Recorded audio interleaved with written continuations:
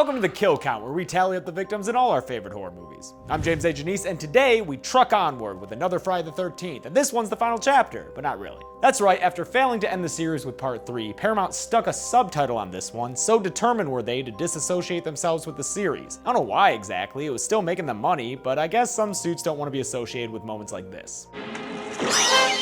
The final chapter is much like the previous 3 films in most regards, but it is notable for introducing Tommy Jarvis, played here by Corey Feldman, who's a cool little dorky kid who somehow is able to make professional-looking masks in his spare time. With his character, Jason finally gets a nemesis who isn't just the last remaining teenage girl. But don't worry, lots of teenage girls are still in this one, including the Doublemint twins, and plenty of gore too, so let's get to the kills. Just like part 3, this film also takes place immediately after its predecessor, which gives us a big budget opening scene with helicopters and ambulances and a whole lot of extras. Looks like Jason's going out with a budget. We follow his body as it's taken to a hospital and checked in by a very pervy coroner. This your last? Got one more over there. Real cute girl. Was. Well, she still is. Dude's name is Axel, and he inexplicably gets the cute nurse to hook up with him until Jason's hand causes him to recite a passionate sermon. Jesus Christmas! Holy Jesus goddamn! Holy Jesus jumping Christmas shit! After the nurse gets upset and leaves him alone with his aerobic porn, Jason surprises him with a bone saw to the neck. Then Jason grabs his head and fucking twists it around backwards because Tom Savini is back for this movie, and he wants the audience to know he means business. After that, Jason tracks down the nurse and chokeslams her against the wall before slitting her torso open with a scalpel. Anyway, you know the drill by now. 2 intro kills and then we meet the main characters. In this movie, it's the Jarvis family, who lives in a house on Crystal Lake. There's Mama Jarvis, Trish Jarvis, and of course, Fell Dog himself, Tommy Jarvis. Trish and Mama like jogs around the lake, while Tommy's into video games and making Henson-quality puppets. Moving next door to them for the summer is a group of very killable teenagers who pass Mrs. Voorhees' tombstone on their way, which is the first time the series revealed her full name. The kids also pass this hippie hitchhiker who you just have to see eat this banana for a long-ass time. Yeah, eat that banana.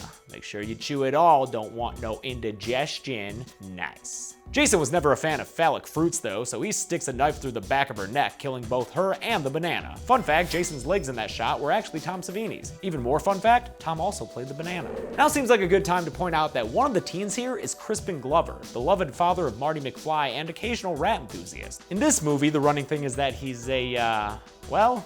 You're a dead fuck. A dead fuck? No, it's true. His ratty-looking friend ran it through an imaginary computer and everything. The thing about Crispin and the other kids in this one is that they're not counselors or at an old family home. They're just kids going to a cabin looking to fuck. God, I'm horny.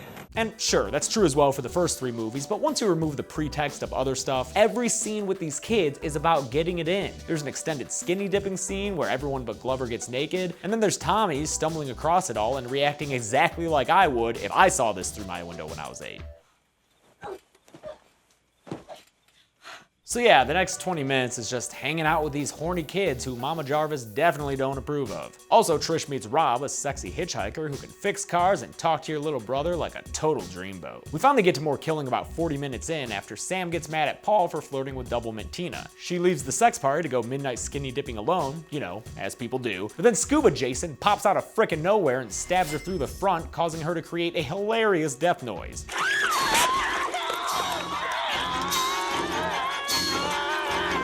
I can't tell if she's dying or having a great time, but either way, I'm really happy the actress made that choice. Back at the Chateau de Horny Teen, Paul feels bad and goes off to find Sam, leaving Doublemint Tina free to hook up with Crispin Glover, while Teddy gets shunned by Doublemint Harry after he uses the same shitty pickup line he tried on her sister. That's a teddy bear. Wanna give teddy bear a kiss? Wanna give teddy bear a kiss? Also, because honestly, Teddy, you're being pretty rapey there, man. You shouldn't have to grab a girl's face that way to kiss her. Knock it off. Paul swims out to the raft and finds Sam's body before getting impaled in the crotch himself and lifted into the air. Then Jason pulls the harpoon gun trigger like that would do anything? I don't know what's going on there, but that is a sweet low-angle shot of a dude with a spear gun in his dick. Then we learn that Rob is Sandra's brother, which would be a pretty cool tie-in if anyone knew who the hell Sandra was. In case you didn't just watch all these movies in a row to make a YouTube series about them, Sandra is that totally forgettable chick from the second one. You know, the underage one whose sex scene they had to cut. Now, I appreciate the movie's attempt to tie into some sort of mythos, but maybe start with having Jason look the same 2 movies in a row. Having doubly struck out, Teddy gets high and watches old-timey porn by himself. Upstairs, Doublemint Tina gets it in with Crispin Glover, causing Doublemint Terry to get upset. She's probably just jealous after seeing Glover's sweet dance moves. I mean, who wouldn't want to make babies with that guy? Those moves just scream vitality. Terry leaves to ride her bike home in a thunderstorm and gets speared by Jason during a lightning flash. They make sure to show us the body too, even though it was a pretty sweet off-screen death. Mrs. Jarvis, on the other hand, gets a super lame off-screen death when she wanders out into the rain and screams into the camera like it's Friday the 13th part friggin' 1 or something. They originally shot a scene with her body in a bathtub for the ending, but they cut it for whatever reason. Lame. Some more character shit happens after that. For instance, the virgin Sarah sleeps with a guy who is both the prettiest and least defined Jason victim yet. Also, in a moment of post-coital anxiety, Crispin finally faces his fears. Wish I had dead.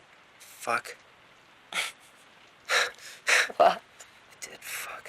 Good thing he makes his peace, because when he goes to get some wine, Jason helps him find the corkscrew by placing it helpfully in his hand, then places a machete not so helpfully in his face. I love the little twitching he does as he dies. That's the Glover difference, right there.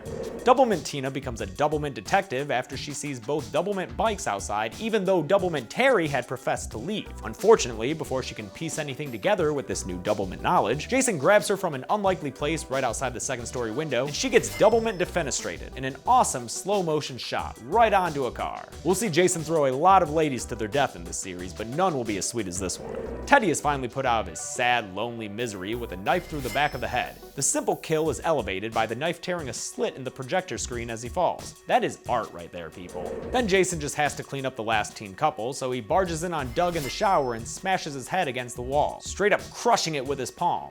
Awesome. Then Sarah finds Doug's body and has an unnecessarily long sequence running around in a towel before Jason lodges an axe into her midsection. At least the towel stayed on, I guess. Wouldn't want to look at a naked corpse, would you? Real cute girl. Was. Well, she still is. Okay, calm down there, Axel. Now it's down to Trish, Tommy, and Rob. The older couple head over to the sex mansion and find a bunch of bodies. Then Jason grabs Rob in the basement and, well, I can't really tell what he's doing there. What's going on there, Rob?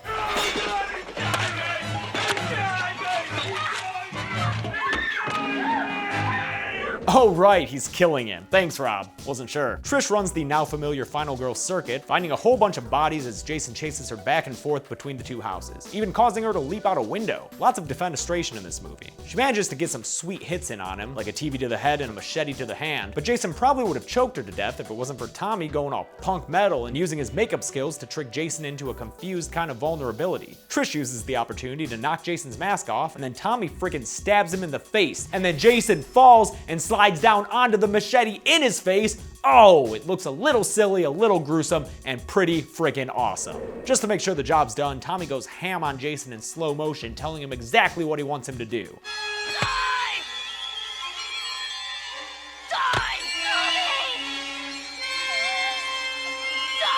And becoming the first person to successfully kill Jason Voorhees. Because he actually is dead this time. I know, he'll be back, but he really is dead here. The movie ends on a triumphant note as Corey Feldman looks into the camera and reassures the audience he'll have a successful career his entire life. I'm sorry, enough joking around. Let's get to the numbers. Jason kills 13 people in Friday the 13th, the final chapter, 7 girls and 6 guys. He's in turn killed by Tommy, giving us a grand total of 14 deaths in this movie, evenly split among genders. At a runtime of 91 minutes, that's a death on average every 6.5 minutes, the current kill frequency champion. For coolest death, I'm gonna have to give the golden chainsaw to Jason himself, what with that 10 out of 10 face slide. Lamest goes to Mama Jarvis, it was entirely off screen, but at least she didn't go out screaming, "He's killing me, he's killing me." And that's it, folks. Friday the 13th, the final chapter, was released in 1984, sparing the world of a Friday the 13th in 1983. And they had such a good streak going. Next up, we'll be looking at Friday the 13th, A New Beginning, although that beginning doesn't really go anywhere since it ended up doing so poorly. Be sure to subscribe so you don't miss it, and until then, I'm James A. Janice.